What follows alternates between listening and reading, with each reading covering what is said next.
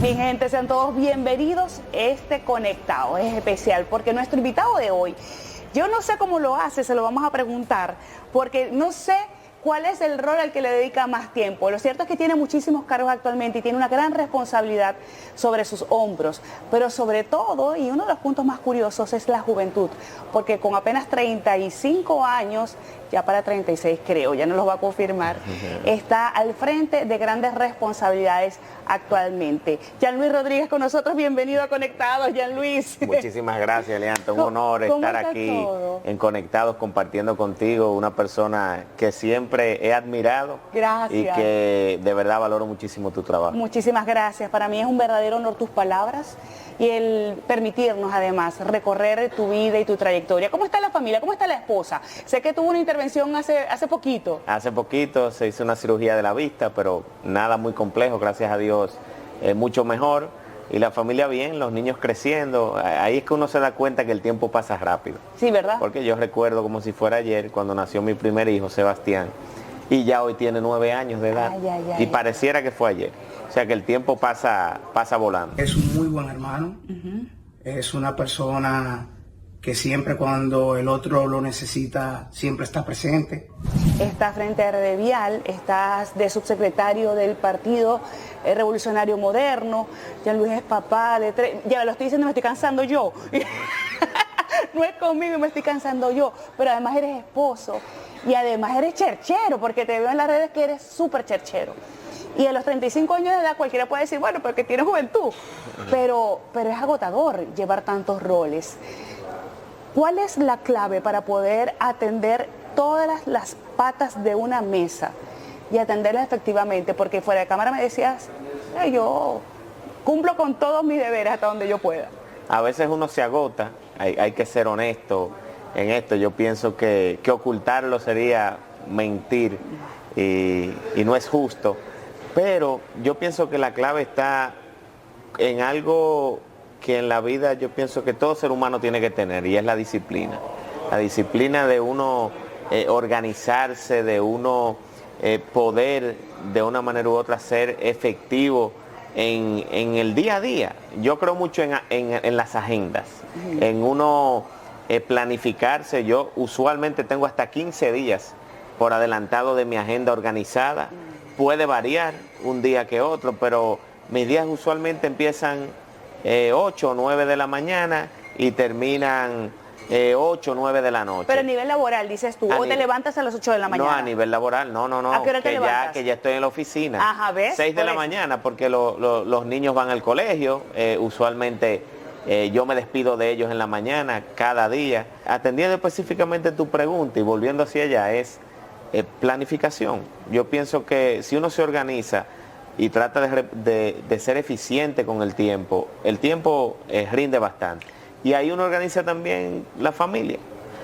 Porque para ponerte un ejemplo, a veces yo veo que tengo días que no puedo compartir en familia y trato de decir con tiempo a una de mis asistentes, mira, el domingo por favor bloquéame y ponle día familiar. Y trato de cumplir con eso, obviamente porque a veces, y ya cuando los niños van creciendo, y en el caso mío, no, ya se lo van diciendo a uno. Eso ya te iba a preguntar, ¿hay demandas? Ya yo tengo 2 que me llaman. Ajá. Y la pequeñita que tiene 4 años, esa ya como que está aprendiendo de los otros, y entonces pone a la mamá a llamarme. Papi, ¿a qué hora tú llegas? ¿Dónde estás? ¿Qué pasa cuando estás en una actividad y entra esa llamada de esos hijos? Bueno, hay que contestar. Ajá. La verdad que esa es una de esas llamadas que tú no puedes dejar de contestar. Y los míos son intensos. Ellos te llaman hasta que tú le coges el teléfono. Es decir, son absorbentes. Él llama todos los días a su mamá, él llama todos los días a su papá. Si me da una gripecita, se pone nervioso. Y es un excelente hijo y un excelente hermano. Ellos los hermanitos se llevan como hermanitos, vale la redundancia. ¿Y por qué la política, Jean Luis? Porque muchas veces ese ámbito familiar es muy sacrificado con carreras, por ejemplo, como la política, por cosas como las que nos comentabas hace un rato. Muchas veces no se está. Y no se está porque, obviamente, la carrera política implica hacer una atención a un país, a una necesidad que tiene la población, y toca estar allí. Es como una especie de sacerdocio. ¿Por qué decidiste inclinarte a la política? Él siempre veía a papi y le comenzó a interesar ese mundo. Entonces nos fuimos, él por la rama política de mi papá y yo estudié ingeniería porque mi papá era ingeniero, yo quería ser como él.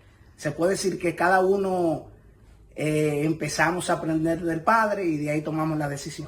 La política para mí ha sido algo que me apasiona. Yo recuerdo, y yo siempre digo que yo empecé en la política quizás a manera de hobby, porque me motivé en un momento en la campaña para la campaña del año 2008, yo estaba aún en el colegio, 2004, 2005, y yo veía en el PRD, que es el partido que ha simpatizado mi familia por muchos años. Mi padre ha sido dirigente de este partido, fue funcionario, senador de la República, y obviamente ya yo sentía una pasión por ese partido heredada, pero nunca me visualicé en la actividad política. Pero en un momento salimos del gobierno, sale el partido en el año 2004 en una situación complicada, económica, y donde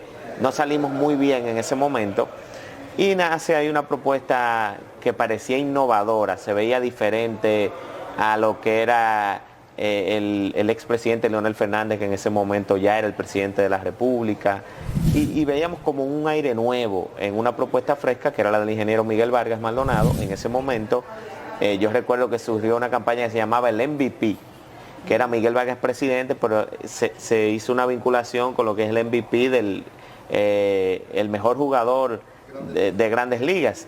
Y entonces habían unos spots televisivos muy chulos donde Miguel Vargas daba unos jonrones, y como que eso me llamó la atención, me pareció atractivo, y decidí formar un movimiento de jóvenes que empezó en el colegio y que fue creciendo.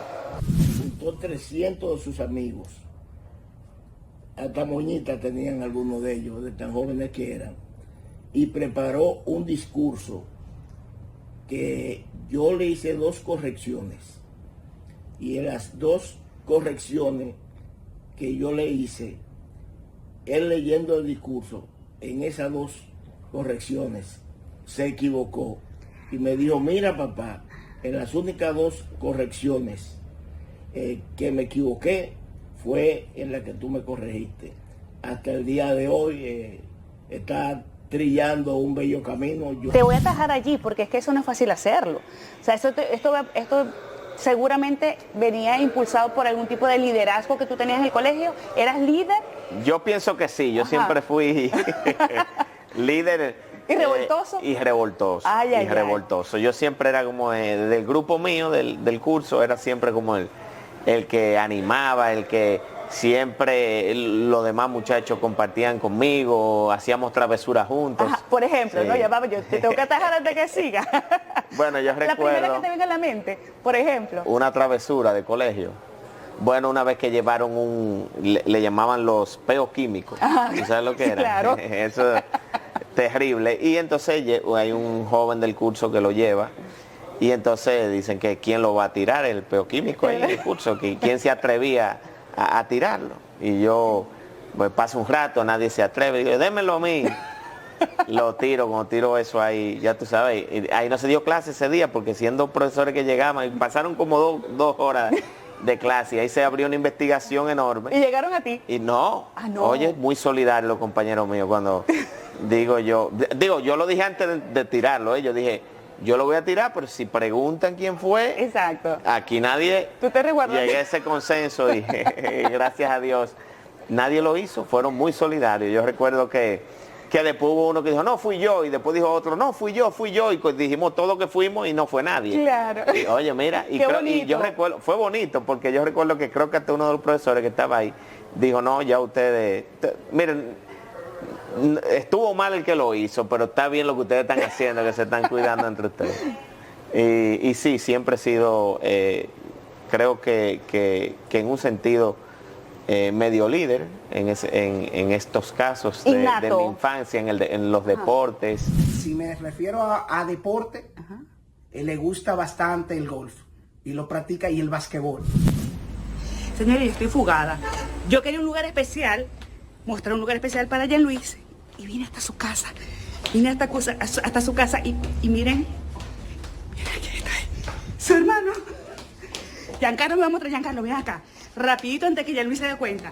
¿Para dónde vamos? ¿Dónde era que jugaba Jean Luis cuando era chiquito? Bueno, nosotros jugábamos aquí. Esto era un área verde. Ajá. Se fue remodelando con el tiempo y teníamos bastante patio porque éramos bastante pequeños. Jugaban, porque ustedes son una generación relativamente joven. Claro. ¿Jugaban, hacían muchos juegos de campo o estaban metidos en la parte electrónica o todavía no estaba la fiebre? No estaba esa fiebre electrónica. En verdad era más jugar con pelota, que un bate, que una pelota, que el otro la paraba, intercambiábamos, ese tipo de juegos. Tremendísimo, tremendísimo, Jean Luis. Era bastante tremendo. ¿En serio? Se quería subir por las paredes, quería hacer cosas que eran bastante peligrosas para su edad, en verdad. Era valiente, y atrevido. Y atrevido. Esa es la palabra. Yo recuerdo que mi mamá medio se desesperaba conmigo. Ajá. Porque yo era... Tremendo. Muy tremendo. O sea, yo me rompí pierna, brazo. O sea, yo tuve una infancia muy activa. Pero nunca, tú sabes, de hacer cosas malas. Porque creo que la formación de hogar ahí ayuda bastante. O sea, yo vengo de un hogar, de una familia muy ética, de muchos valores. Y como que era travieso, no de hacer cosas malas. Pero por ejemplo, yo recuerdo que a mi casa llegaban los deliveries, los motores, ¿tú recuerdas? Sí, y yo claro. tenía que tener como 9 o 10 años y los deliveries no se me podían descuidar porque yo prendía el motor y me iba en el motor y cuando los deliveries salían, que ya entregaban el pedido, no había motor allá afuera. Y me dieron mis pelitas para de veces por eso, por robarme los motores. Y entonces una vez me pasó que me los robé y me caí en el motor. Y entonces me llego a la casa con el pie hinchado y cuando mami me ve que llego y todo pelado, que me caí en la talvia y cuando en el asfalto y cuando viene mami, otra pela arriba de los golpes ahí mismo. Y entonces, después me llevó también y ahí me pusieron mi yeso. Era un niño tremendo, pero era un niño encantador, un niño muy humano, muy dulce. Hacía travesura, pero siempre tenía una sonrisa hermosa que mostrar. Es decir, que tu mamá tiene, además de referencia, esa energía desde casa. ¿Cómo la controlaba? Entonces ella, el tema de los deportes. Entonces ella le dijeron, mira, tú tienes un hijo muy inteligente, porque eso era otro. En mi casa había problemas porque nosotros somos varios hermanos. Son 3, ¿no? Somos 3 y hay uno de padre, 4. Okay. Y entonces yo era de lo que sacaba mejor nota en el colegio, pero no era que estudiaba mucho, era...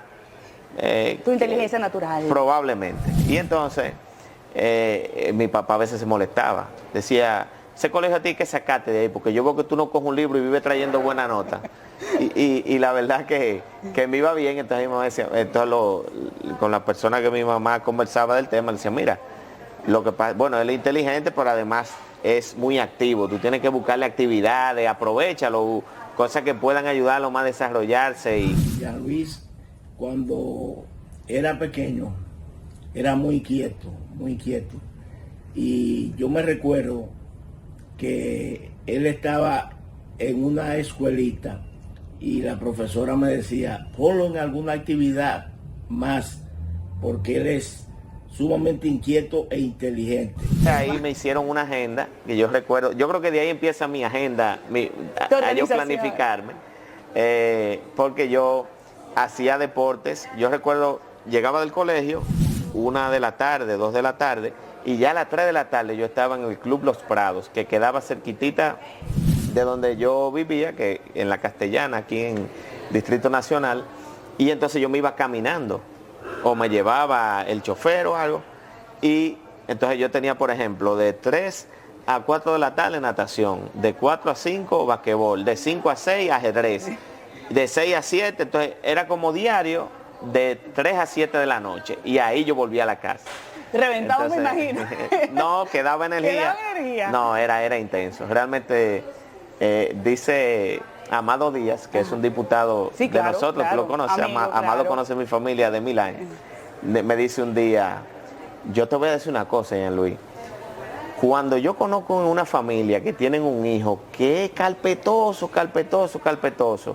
yo le digo, oigan, no pierdan la fe, que yo conozco uno que cambió. En el camino. Refiriéndose a mí. Me dice, oye, el cambio más radical que yo he visto, porque tú eras malo, muchachito, me dice.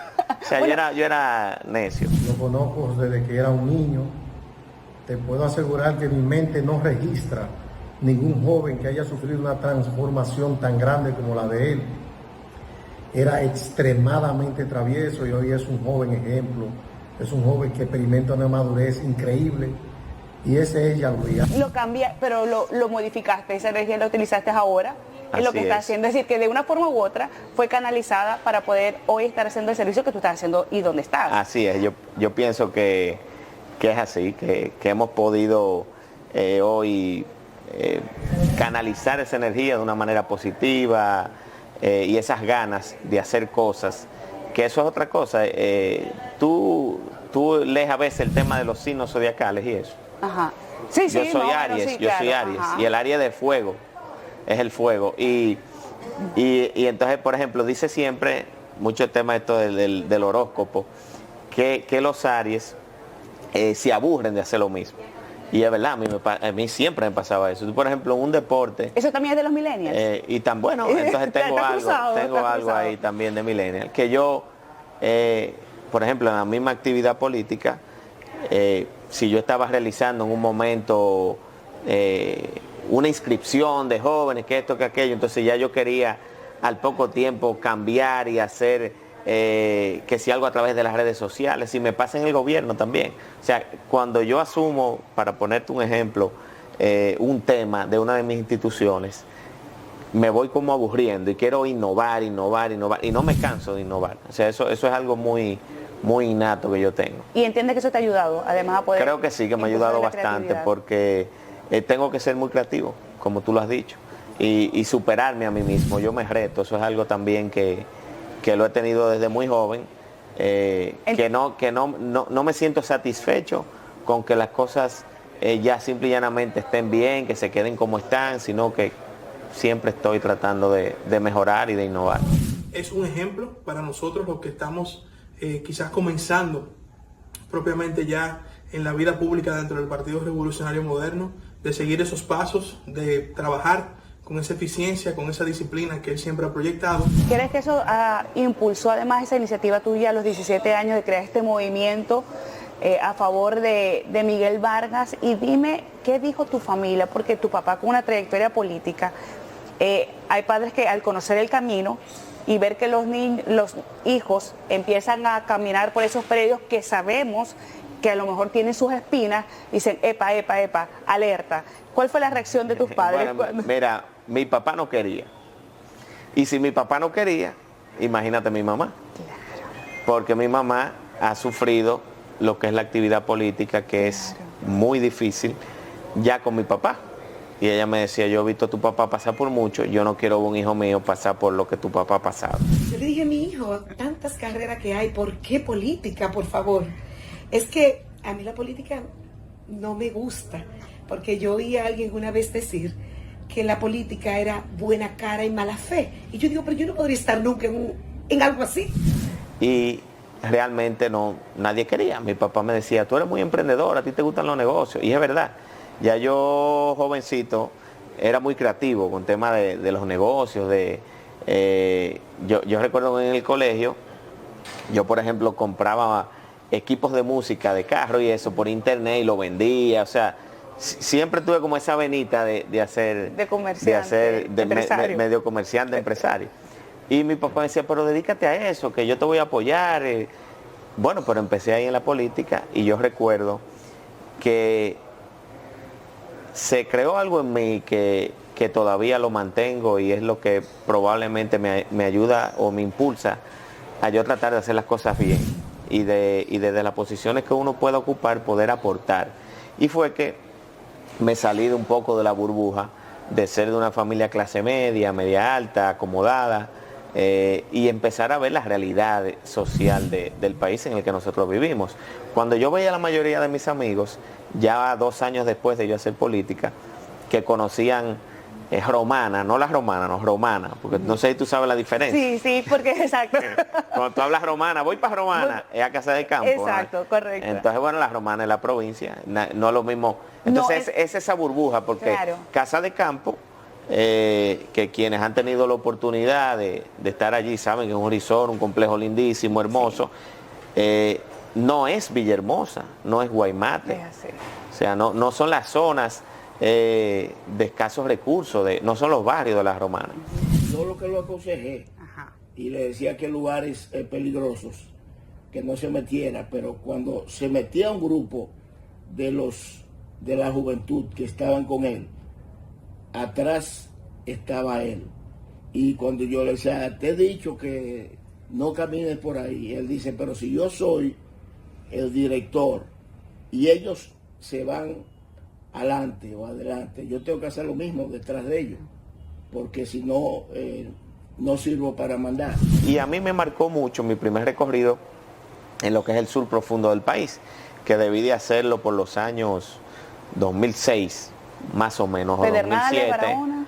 Independencia y Bauruco. Okay. Pero específicamente en Independencia, que me tocó ir a Jimaní, yo recuerdo que nos paramos en una comunidad donde debían de haber unas 20 o 30 casas, todas de zinc, pero cuando digo de zinc, no que son techos de zinc, sino que también le hacen la estructura de las paredes como si fuera, en vez de block, zinc, y entonces estos colchones en el suelo, mosquiteros, casitas diminutas donde viven 10, 12 personas en una casita de él, si tuve colchoncito, filtraciones, que cuando llueve la gente se moja.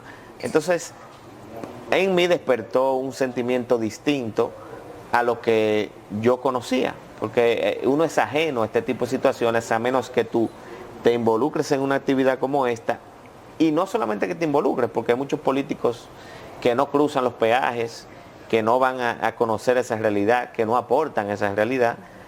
En esto hay de todo, pero en mi caso sí lo conozco, sí he estado cerca, siempre he estado dispuesto a apoyar en estas situaciones, y eso fue lo que yo creo que más me enamoró de la política. Ahora, Yanlis, vamos a quitarnos el chaleco de político, de funcionario actual, y bajo esa premisa, ¿qué siente Jean Luis cuando sabe que esta realidad de la que tú estás hablando, que fue la que tuviste, pero que se repite en muchos rincones de la República Dominicana, en donde tus ojos inclusive no llegan?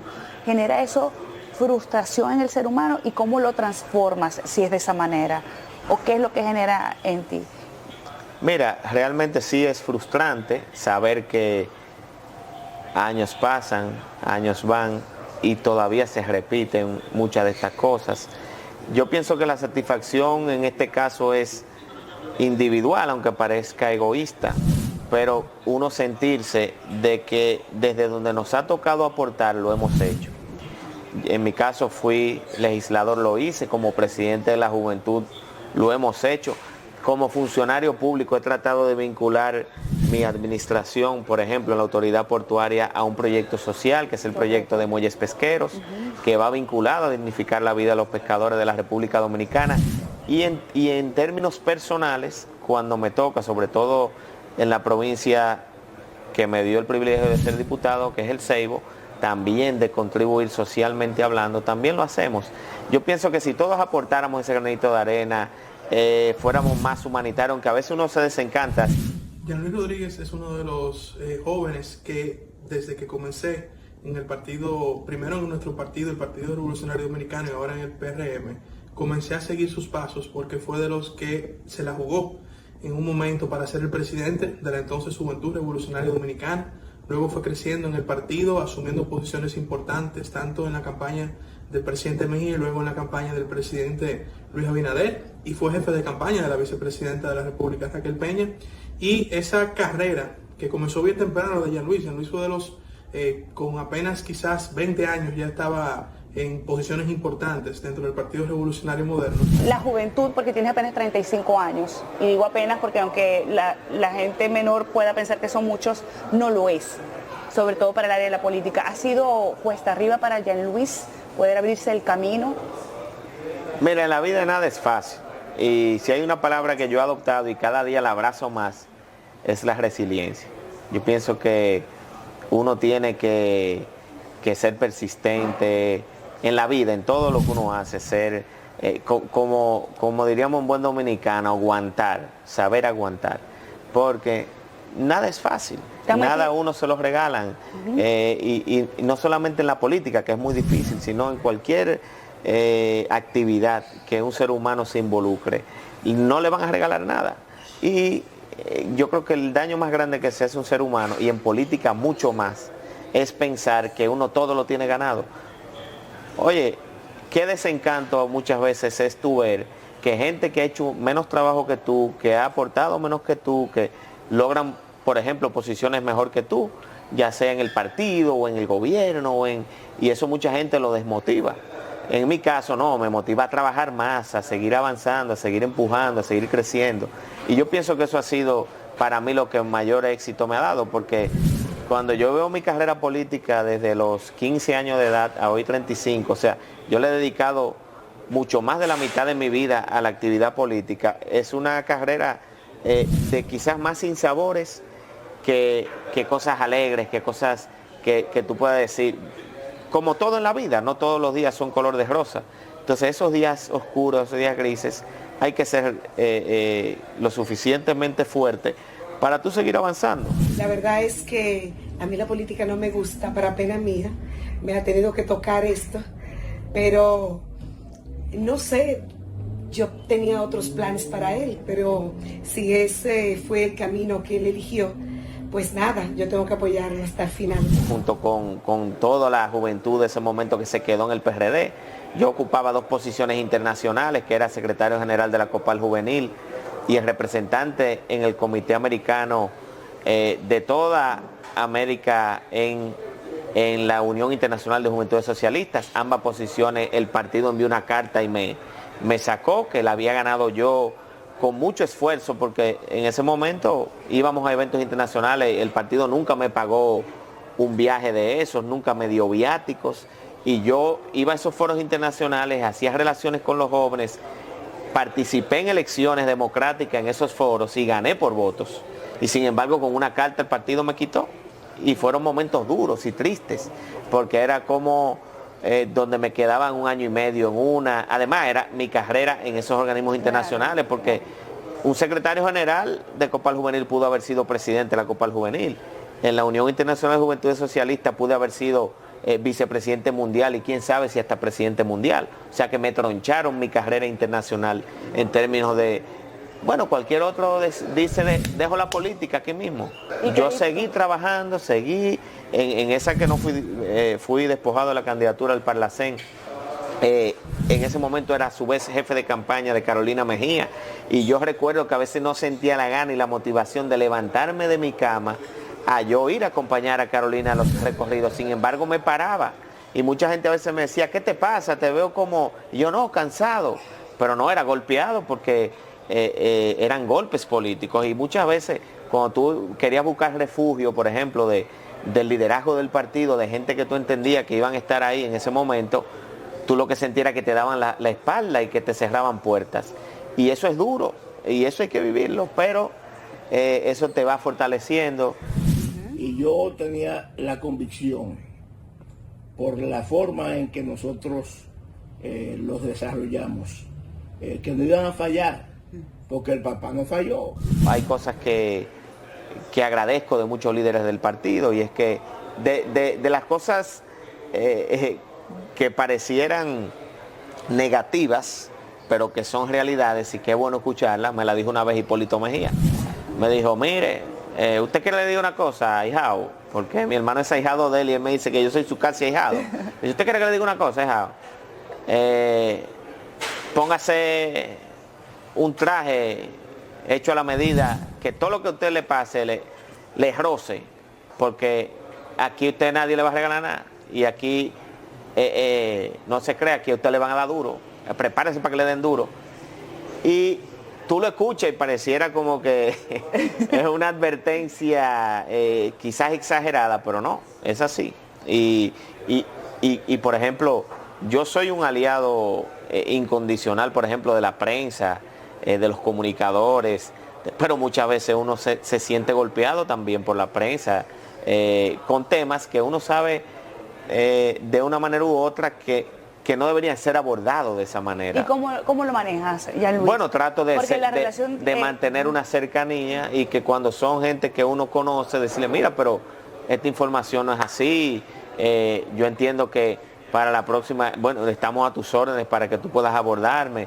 Y por ejemplo el tema de las redes, que también ya es un descontrol exorbitante, donde, por ejemplo, hay países que ya, yo no digo que haya que regularlas, más allá al igual que los medios de comunicación, que tú tengas libertad obviamente, pero que cuando haya, por ejemplo, difamación, injuria, situaciones de esa índole, por ejemplo en redes sociales, tú puedas de alguna manera controlar eso, porque ¿Piensa que hay que legislar en esa materia? Es muy bonito. Pienso que hay países que ya han ido avanzando en ese sentido, nosotros pudiéramos legislar en esa materia. Obviamente cuando se aborda el tema, mucha gente a veces dice que se busca vulnerar la libertad de prensa. No, bajo ningún concepto.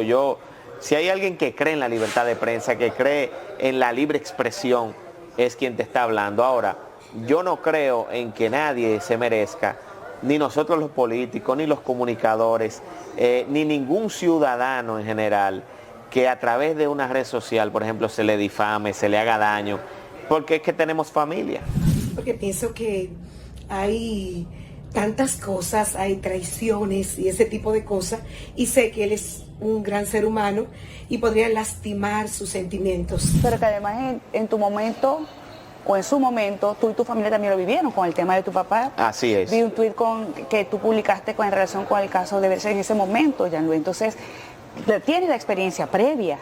Así es, y lo viví, bueno, con mi padre en ese momento, con muchas noticias que eran falsas y que se desmentían día a día, pero que era muy difícil recogerlas. Cuántas cosas no habrán dicho para que al final todo fuera una vil mentira. Bueno, Jean-Louis, la conversación está muy buena, así que te voy a invitar a un café. Ven para presentarte a mi amigo Jan de aquí del Radisson. Jan, ¿qué quiere? Pero Jan es tocayo mío. Así es, así es. ¿Qué quiere? Bueno, un cafecito. Un cafecito. ¿Dominicano? Dominicano, sí. ¿Y usted? También dominicano, hasta la tambora. Dominicano hasta la tambora. Bueno, yo sí soy de verdad dominicano patriota. Ay, ay, ay, ay, ay. ¿Nacionalista?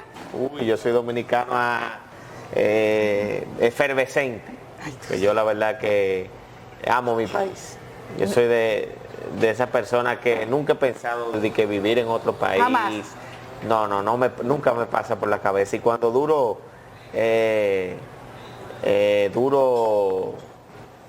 15 días fuera del país, ya quiero volver. Ya quiere regresar. Me hace falta mi país. De los que comen mangú. Yo como de todo. De todo. Buen diente. Yo soy, dicen aquí, boca estándar. Te vi por ahí comiendo pescado. De todo come. Te vi comiendo pescado frito, pero ya lo vamos a hablar. Yo como de todo. Cuando te digo de todo, es que la gente, digo, mis platos favoritos son típicos. Ok. Por ejemplo, mofongo. El ocrio. No, lo ocrio. Cocido de vaca, Qué que eso a rico. mucha gente no le gusta.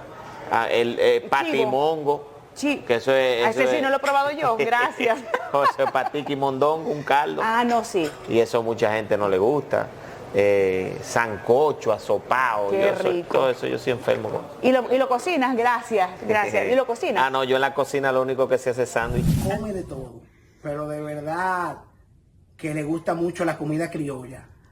Le gusta el patimongo, le gustan los sancochos, le gusta la yuca con su chivo, le gusta todo lo que es así, muy dominicano. Mira, vamos a retomar un poco el tema de los peajes, porque estamos hablando del pase rápido y los desafíos además que se han presentado en relación con eso. ¿Cómo vamos? Nos hablabas que ha aumentado el número, pero hay un tema ya, porque yo soy usuaria de los peajes y tengo que confesarte, no me vayas a multar.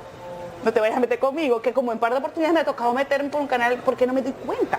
Y entro al canal de Canal Rápido, no tengo el pase. Y bueno, ya tú sabes el lío que se me arma a mí para poder echar para atrás. ¿Qué se está haciendo en relación con ese tema?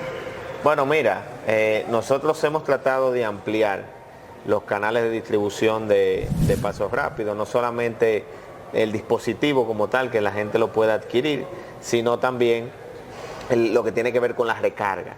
porque yo decía algo al inicio de nuestra gestión que costaba 900 pesos, no sé si tú recuerdas, y ya hoy cuesta 250 pesos con 200 de recarga. Y era que hay muchos ciudadanos, sobre todo los más humildes y de escasos recursos, que dan 900 pesos por un TAC es un monto significativo. Cuando tú ganas 12.000, 13.000 pesos, cuando tú ves el porcentaje en la inversión del dispositivo es bastante alto. Por eso lo reducimos a un precio que es prácticamente 50 pesos que estás pagando. 2 empanadas. Y que es otra cosa que nosotros hemos visualizado también, cómo tú recargas.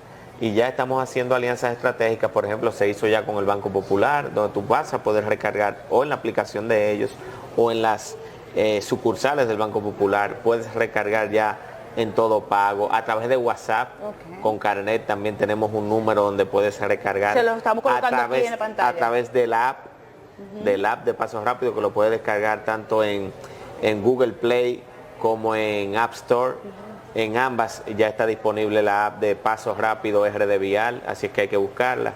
Estamos viendo ya y estamos muy cerca de acuerdos con otros bancos como el VHD, Banco de Reservas, con empresas de recarga, por ejemplo, como tú tienes Midas, Tisachop, que tienen puntos masivos de recarga, como por ejemplo colmados, bancas de apuesta, que son lugares donde la gente frecuenta. Y la idea es que sea fácil recargar. ¿Eso va a y ser el dispositivo, sí, no, ya estamos muy cerca de esos casos.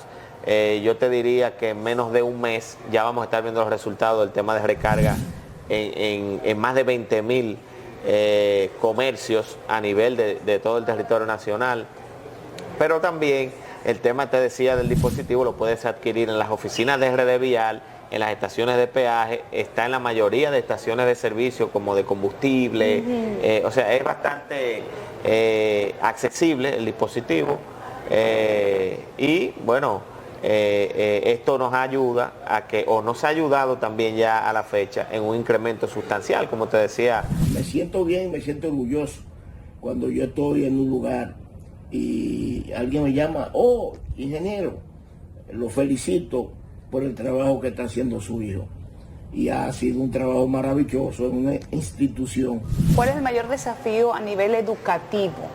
Porque sabemos que el tema vial en la República Dominicana es un verdadero desafío en todos sus aspectos. Mira, a nivel educativo yo pienso orientar a la población de que estén claros cuál es el carril que deben de utilizar. Si van a utilizar pasos rápidos, ya hemos homogeneizado todas las estaciones. En el pasado tú tenías pasos rápidos a la derecha, en algunas, en otras a la izquierda, en otras en el centro. Hoy no, hoy todas, el paso rápido es a la izquierda y el efectivo es a la derecha. Entonces, bueno, orientar a la ciudadanía, vas a usar pasos rápidos, siempre utiliza en la carretera, antes de llegar al peaje, los carriles de la izquierda.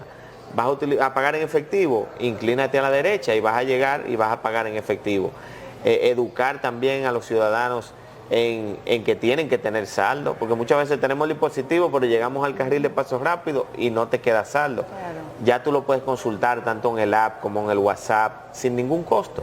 Bastante orgulloso y sorprendido, porque era el más travieso y de verdad que no me imaginaba que iba a tener esa formación tan correcta, que se iba a ir por el mundo de la política y con un pensamiento de irse a la política, pero hacer un cambio, hacer la cosa diferente, hacer la cosa de forma honesta, que fue lo que nos enseñaron desde pequeño y entiendo que está por el camino correcto, gracias a Dios. Mira, tómate el cafecito mientras te hago la próxima pregunta. Se va a enfriar. No. Tienes que probarlo que también. Que no se tú. enfríe.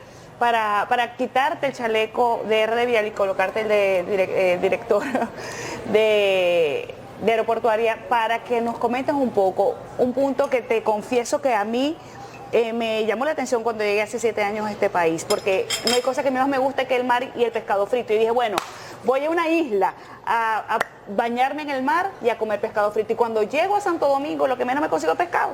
La cultura del dominicano está centrada en la carne de cerdo, exactamente, en la carne de vaca, la carne de cerdo. Y bueno, ¿qué pasó aquí? Pareciera que la industria de la pesca no está desarrollada. ¿Qué está pasando? Porque además sé que se ha venido haciendo un trabajo en relación con ese tema. con los arroz, habichuela y pescadores. carne, Así aquí, mismo. la bandera dominicana. No, y el mofongo con el chicharrón. ¿Dónde Tú me te dejas el esperabas el chicharrón? arroz, la habichuela y el pescado. No, y el ¿verdad? pescado, y decía, no, el pescado frito por todas partes, que me encanta. Y resulta que no, que inclusive para poderlo adquirir en Santo Domingo, fresco, es un real tema. Mira, es un tema, yo pienso que hasta cultural, porque a veces tú vas a... Nosotros tenemos comunidades que son pesqueras. Pero están en el sur, están... No, diseminadas en toda la geografía nacional, sorprendentemente.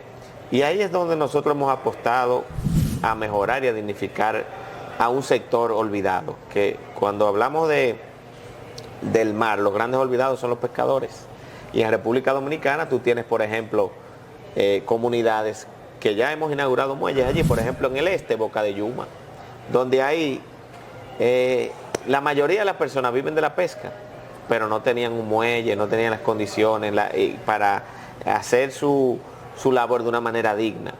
Pero tú tienes, por ejemplo, si te vas al norte, muelles como el de Sánchez, que no sé si tú has escuchado hablar de los camarones de Sánchez, que son famosos. Cuando tú consigues un camarón grande... No sé, yo tengo que... me tienes que traer para yo saber, porque no lo sé. Bueno, lo vamos a inaugurar pronto ese muelle. Tenemos el compromiso de invitar a Eliante. Por favor, al equipo. por favor. Invitar a Eliante a esa inauguración y que allá pruebe los famosos camarones. Exactamente. Hay que probarlo. Yo no sé si son buenos. De Hay Sánchez, que probarlo. son los famosos, son los más famosos del país. Ajá. Sin embargo... ¿Pero a dónde se van esos camarones, ya Luis? ¿Dónde Sin se embargo, va no la hay una pesca en nuestro país industrializada, que es a lo que debemos de apostar. Es una pesca más artesanal, que se queda muchas veces en las comunidades y que muy pocas empresas adquieren estos pescados o mariscos y los traen, por ejemplo, a la ciudad. Muchos se van a los hoteles, que hay una demanda bastante alta por el turismo en República Dominicana. Claro, porque es que el turismo lo que busca... Pero cada día que nosotros apostamos a que esto sea mayor, la cantidad de pescado y de marisco que se consuman en el territorio nacional, y que, como tú decías, vayamos cambiando esa tradición, porque somos ricos cuando de mar se habla, porque nosotros somos una isla y estamos bordeados de mar, y eso debemos de sacarle mayor provecho. En la actualidad hemos inaugurado 3 o 4 muelles pesqueros, que es el de Boca Chica, Boca de Yuma, Cañitas, que es turístico pesquero, el de Puerto Plata también, y Luperón, que también inauguramos allí el muelle pesquero. Pero tenemos 7 u 8 que están para inaugurarse para este año, o sea que es un proyecto primero muy bonito socialmente hablando, porque impacta a los pescadores de una manera extraordinaria, les facilita su trabajo, porque yo te pongo un ejemplo. Cuando tú ves esas pequeñas embarcaciones artesanales que nosotros le llamamos yolas, las famosas yolas en República Dominicana, o yolitas, que llegan a la orilla del mar, tú te das cuenta que al no haber un muelle, tienen que primero tirarse al agua, se moja el que anda en la yola, luego, como esa embarcación no queda segura ahí, tienen que desmontar el motor de la embarcación, se lo tiran al hombro y se van, muchas veces hasta su casa, se llevan ese motor al hombro, o en un vehículo que tienen, o en un motor, buscan la manera. Pero ya cuando tú le haces un muelle pesquero, que ellos pueden dejarlo ahí seguro, amarrado, y que la autoridad portuaria en este caso aporta la seguridad junto a la Armada que fiscalice estos muelles, el CESEP, que es el Cuerpo Especializado de Seguridad Portuaria, cambia totalmente. Es más, es un tema, primero dignifica la calidad de vida de estos hombres que viven del mar, y mujeres, que también hay pescadoras. También nos ha sorprendido. Wow. No son muchas, pero hay y son parte de esa estructura. Y también, obviamente, la seguridad, porque no es lo mismo tú tener embarcaciones de estas famosas yolitas andando por doquier y sin ningún régimen, sin ninguna organización, que tú organizarlas en una estructura como son los muelles que estamos construyendo. Y este proyecto que están haciendo ustedes habla también de esta dotación y de este trabajo mancomunado con las autoridades de resguardo también. Sí, eso está totalmente organizado, y cada vez que vamos a inaugurar uno se invitan las autoridades, son parte del proceso, y de ahí en adelante caminamos de la mano. Algunos empresarios se han acercado y han dicho que qué muchacho tan joven, tan laborioso y tan honesto. Y cuando a ti te escriben por ahí la palabra honesto, tiene muchísimo significado. Ya Luis, en relación con los cruceros y con los muelles, además y el impacto que ha traído esto para el turismo de la República Dominicana, ¿cómo vamos? El turismo de crucero ha sido nuestro mayor logro. Podemos hablar de que estamos pasando de 3 terminales que encontramos cuando llegamos al gobierno a 6 o 7 para el año que viene. O sea, ha sido un salto enorme donde hemos apostado, por ejemplo, a la construcción de nuevas terminales. Yo le preguntaba a uno de los principales ejecutivos de MSC, que es una de las navieras más grandes del mundo, que cuántos puertos de cruceros podíamos tener, porque yo veía que ya teníamos 4, pero proyección de llegar a 6 o 7, y parecía como exagerado, porque yo decía, bueno, pero en una isla, 7, ¿qué podemos ofrecer? Y él me decía, mira, tú puedes tener tantos puertos de cruceros en tiendas, siempre y cuando lo que tú ofertes en cada uno de estos sea distinto. Lo que tú no puedes hacer es que llegues a Puerto Plata y sea lo mismo que Samaná, que sea lo mismo que... Y entonces ahí somos un país bendecido, claro, porque ciertamente tú llegas a Puerto Plata, para ponerte un caso, y tú tienes ahí lo que es la ciudad de Puerto Plata, la zona colonial de Puerto Plata, muchísimos atractivos ecoturísticos. Sin embargo, entonces tú tienes, en el caso de las romanas, ya un turismo más de playa, también tú tienes ahí, ¿verdad?, el campos de golf. O sea, tú tienes muchas cosas que hacer, que si quieres cabalgar, hay muchísimas cosas que hacer. Y entonces, ¿qué estamos haciendo? Que en esos otros destinos, por ejemplo, Cabo Rojo, que es un proyecto impresionante, donde se va a construir lo que va a ser un pueblo minero. No, promesa además desde el inicio de la campaña del presidente Abinader. Sí, y el puerto específicamente, que aunque hay un proyecto bastante amplio, pero en el caso del puerto, ahí tenemos algo bastante loable, y es que va a ser lo que primero vamos a visualizar.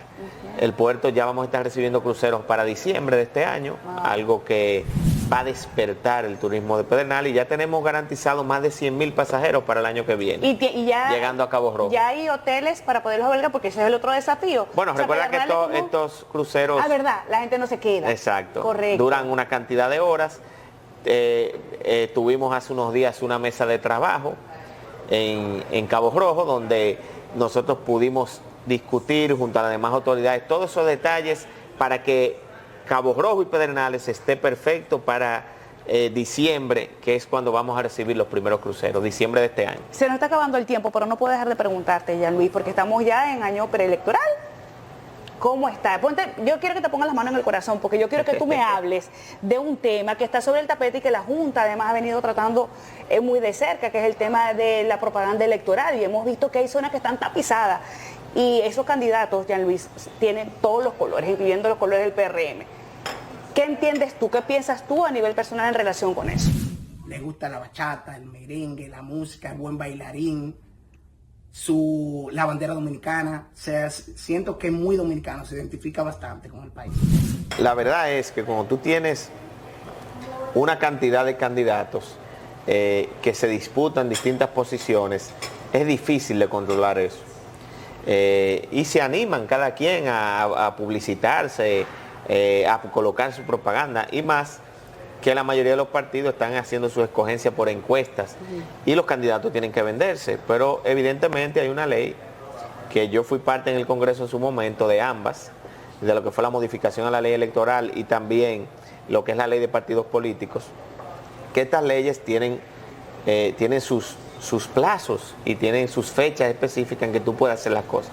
Es un tema complejo, reitero, porque tenemos por un lado la ley, pero por otra las apetencias de los distintos candidatos, y eso es bastante difícil de controlar. Y no lo cuestiono en el caso de muchos de estos, porque el interés y el deseo de lograr y obtener posiciones, pero bueno, en el caso del partido, como lo ha dicho, se acoge totalmente a lo que son las disposiciones de la Junta Central Electoral, y nosotros eso lo estamos de igual manera respaldando como dirigentes del partido y como parte obviamente de los máximos organismos de dirección del partido. Pero han acusado que se está utilizando dinero del gobierno para hacer campaña política. Mira, eso es difícil de tú, de una manera u otra, si se quiere tal vez evitarlo, pero lo que sí hay es una buena disposición. Si vemos las prácticas del pasado, quizás de otros gobiernos, sí era burdo, sí era evidente, sí era demostrado.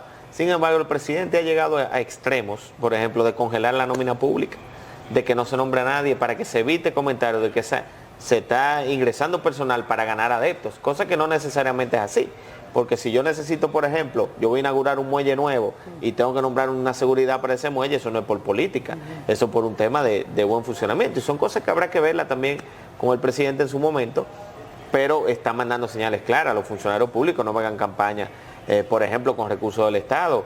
¿Qué es recursos del Estado? Bueno, utilizar los vehículos de una institución pública. Yo te pongo el caso muy personal. Cada vez que yo me desplazo a una actividad política, que es muy mínimo porque he escogido más la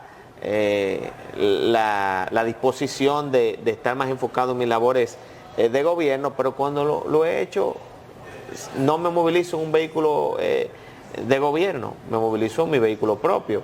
Y eso yo pienso que es un mensaje claro, nosotros se lo vimos diciendo también a los dirigentes del partido, de no utilizar recursos públicos. Yo entiendo que por lo que el presidente está haciendo y por la buena disposición que hay, será probablemente el gobierno en reelección que menos uso de recursos públicos hará en la historia de la República Dominicana, porque los otros sí eran expertos en eso. Hijo mío, quiero que Dios te acompañe a lo largo de tu vida, que seas un hombre feliz, que Dios te protege y te cuide. Yo siempre voy a orar por ti, para que todas las cosas te salgan excelentemente bien. Te amo, hijo de mi corazón. Vamos con buen merengue, ya Luis, muchísimas gracias. La próxima la repetimos en la playa, a ver. Esta es la mejor parte de la entrevista. Pero Elian estaba ahí, ¿no? Míralo ahí, con su vueltito y todo. Y todo, Déjame ayudar a la mía. Guay.